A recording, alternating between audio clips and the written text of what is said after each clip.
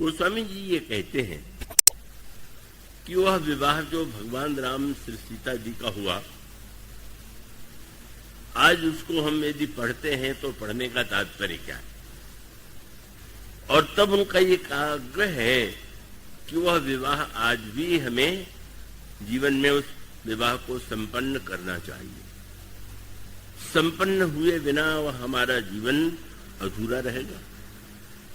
और तब यह व्यक्ति प्रश्न कर सकता है कि आज तो हमें चारों भाई नहीं दिखाई देते, चारों राजकुमारियां नहीं हैं, महाराज जनक और दशरथ नहीं हैं, तो उस विवाह का क्या तात्पर्य?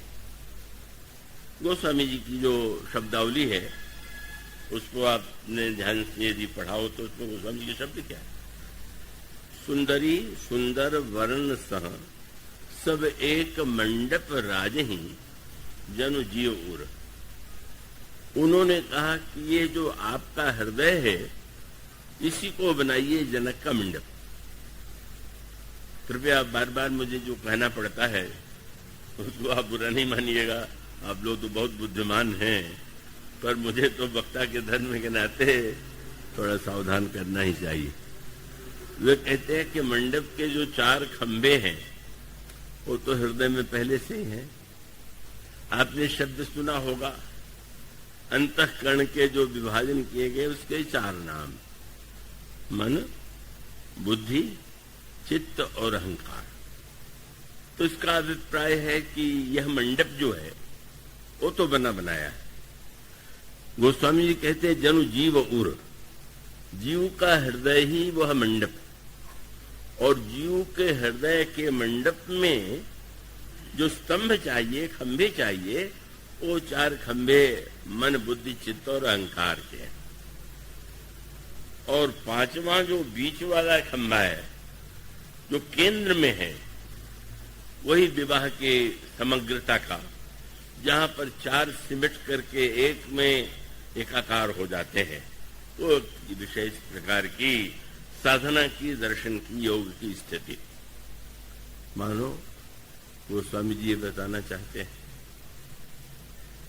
कि वस्तुतः आपका हृदय ही तो जनक का मंडप है, और उस जनक के मंडप में खंभे भी हैं, और उस जनक के मंडप में जो खंभे हैं, मंडप बना बनाया हुआ होने पर भी वो मंडप सूना। और मंडप सूना इसलिए है कि हम लोग बाहर तो विवाह हर वर्ष करते रहते हैं, लेकिन वो विवाह जो हृदय के मंडप में होना चाहिए और जिसके हुए बिना आनंद का जो बाहरी नहीं हो, भीतर जो तरंगायित आनंद है वो तो तब होगा जब आपके हृदय के मंडप में, बाहर आप बड़े सुंदर सुंदर मंडप सजाते हैं, यहाँ भी तो बड़ा सुंदर ढंग से मंडप सजाया गया है, पर उस अपने अंतःकरण के मंडप को आइए हम लोग सजावें, और उस मंडप में विवाह की विधि कैसे संपन्न हो और उसको हम किस दृष्टि से देखें, तो ये बड़े महत्व की बात है।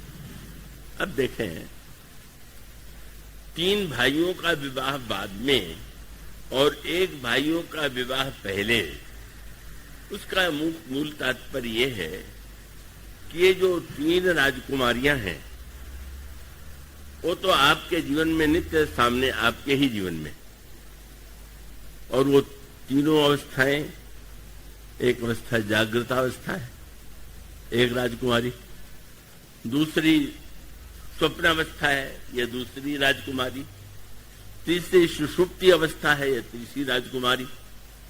इन 3 अवस्थाओं का दर्शन तो आपके जीवन में नित्य होता है। आप जागते हैं, सोते हैं, सपना देखते हैं, चौथी अवस्था का दर्शन नहीं हुआ है, नहीं हो रहा, और जिस समय जो अवस्था होनी चाहिए वो नहीं हो रही। इसका अभिप्राय तीनों अवस्थाएं तो हैं, पर उचित समय में अवस्थाओं का जन्म होना चाहिए।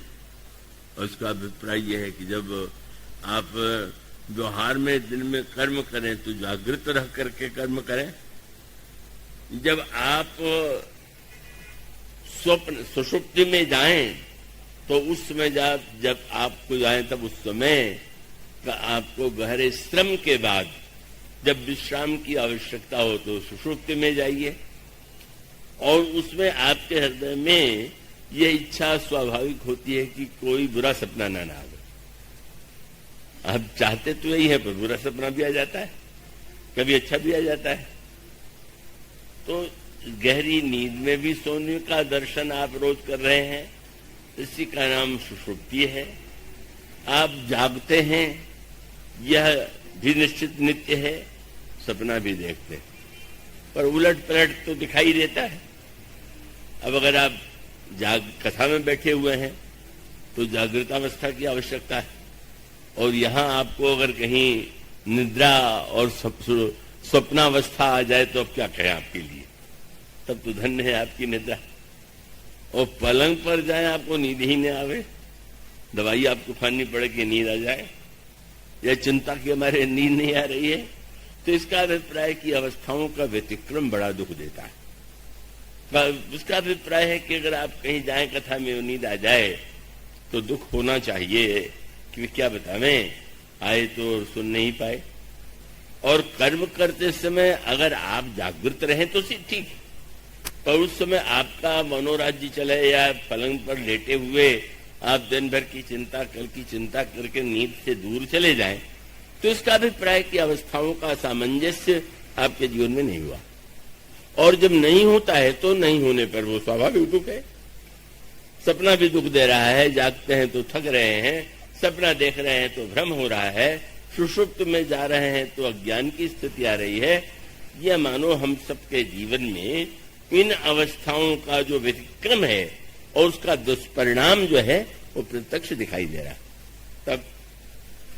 तब आवश्यकता इस बात की है कि उस चौथी अवस्था की खोज कीजिए, जिस अवस्था की खोज करने पर जीवन में धन्यता की अनुभूति होगी। और वही चौथी अवस्था, उसको योग कहते हैं, तुरीयावस्था। और रामायण में जनक नंदिनी सीता क्या है, उनका नाम तुरीयावस्था। तो जागृत स्वप्न सुषुप्ति तो है, पर तुरीयावस्था का आनंद जो है आपको नहीं मिल रहा है। और इसका आनंद किसको मिलेगा, कैसे मिलेगा और उसका क्या उपयोग करना चाहिए, ये इस विवाह का तात्पर्य है।